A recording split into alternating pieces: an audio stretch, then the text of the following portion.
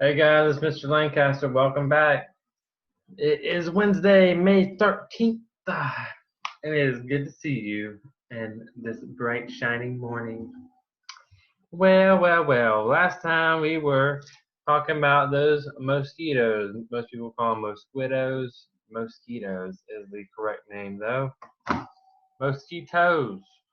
Tell me about it. Well, last time I told you about it, and last time what we were talking about was we had some problems, and the problem was we were in Pondville, and it got really wet and rainy, and everything's just soaking wet, and there's puddles all over the town, and it's springtime, so it's warm and wet. And if you were paying attention last time, warm and wet weather makes mosquitoes have lots of more mosquitoes, and now they're everywhere, and there's just a big problem now. So we listened to 8 people, and we had 8 ideas on what they were, on what we could do to help out. And the 8 ideas came from these people. And the first, we're going to quickly go through them. The first one was they hatch in water. This was one expert. They can hatch in 4 days. And Expert number 2. a fisherman said that dragonflies and fish can eat mosquitoes, and dragonflies can even eat adult mosquitoes. The weather lady said mosquitoes can't fly in winds that are more than 10 miles an hour. A home repair expert said that mosquitoes can't get through screens or netting. A hiker said that he gets bit mostly at sunrise and sunset, right when the sun's coming up or right when it's about to go down. It's going to be night, so he likes to hike the middle of the day. And a bird watcher said that birds can eat 60 an hour and bats can eat 1,000 in 1 hour. Mosquitoes, that is. And then the dad was like, hey, you can use insect repellent as well. It works pretty good. But the daughter doesn't like it. She's an expert in knowing that it doesn't smell good. So she just doesn't like it. So let's look at some places that we can work on and see what we can do. So here's our first place. We have the playground. Oh, heel.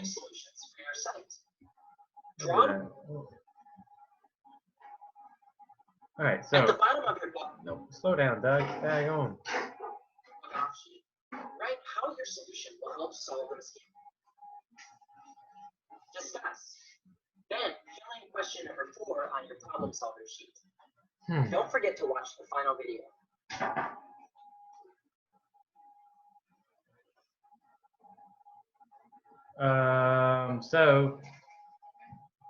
Choose a solution or a few solutions for your site. Draw what you would build or do. Sorry. Here we go. Okay, let me pause it. Boom! There he goes. Here's our first one, the playground. So what are some solutions that we can do? We have a slide, the swing, the sandbox thingamajig, and then we have a signpost. It looks blank. So maybe we can put a sign up. If we could put a sign up, I mean, I'm trying to think about the 8 things we had. So one of the 8 was mosquitoes bite most at sunrise and sunset. So maybe we could put a sign up that says, try not to be here at sunrise or sunset, or try and come in the middle of the day. Or maybe we could have a sign that says, please don't harm the birds or the bats, they keep mosquitoes away. Or scare the birds and bats away because they're good for us. Or please wear insect repellent. So maybe we can put a sign up for any of these. Or it says it needs water for eggs and larvae to hatch. Was that a bucket? So if we have a bucket here and then someone leaves it up, what's it going to fill with if it rains? It's going to fill with water, and then what are we going to need to do? We're going to need to flip it. Why? Because if we just leave it there with water, what can happen? Those mosquitoes can come and they can lay a bunch of eggs, and we can get 100 more mosquitoes the next day just in that one spot. Let's see. So let's look at the second Choose a one. solution or a few. So the second one, it looks like we have a pond and some picnic tables. So we could definitely have birds up here. We could definitely have fish because they could eat the mosquitoes, mosquitoes as some would call them. Let's see if we have any other ideas. Can't really do much about the wind. Can't do much about screens here, can we? We can use insect repellent, and of course coming in the right time of the day would help. And let's see our last place. Draw what you would build or... Okay, so we have a pool. It's got some water in it. So do you think maybe we should leave that water in there when we're done? It's pretty small, so it wouldn't be a bad idea if we drained it. It's not like the water will be wasted. It will go into the ground and it'll be back into the water cycle and it'll go back through all over again. So it's not a big deal to drain it, really. Sorry about that. All right, so so we would definitely drain it afterwards, and maybe we could hook up a fan or something here. I see an electrical outlet. That would help. Maybe you can think of something else. So pause the video and maybe you can think of something because I'm kind of out of ideas on this one. Your solutions can be different for your partners. All right, so let's look at. Discuss. Then fill in question number 4 on your problem solver sheet. So how would you figure out how well your solution worked? Well, one is a kind of a hands-on experience. You could definitely be looking at how much did you get bit, right? So let's say you're out there the first day and you got a bunch of marks and you were just swatting mosquitoes off everywhere. That could be one thing. And then let's say you had the next day, it didn't seem as bad, right? Maybe there was a fan near you. So that could be definitely be like a reason. You could just say, well, I definitely felt like there was a lot less mosquitoes around me. And also I got a lot less bites. You could record the number of bites you had on your skin. Let's see what Doug has to say. In the activity, you came up with ideas to reduce the number of mosquitoes in Pondville, where the townspeople have had a really rainy spring season, and they're worried about having more mosquitoes this summer.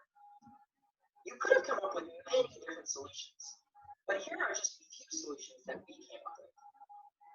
At the picnic area, we realized that we couldn't just get rid of the pond because people loved it and they liked to go fishing there.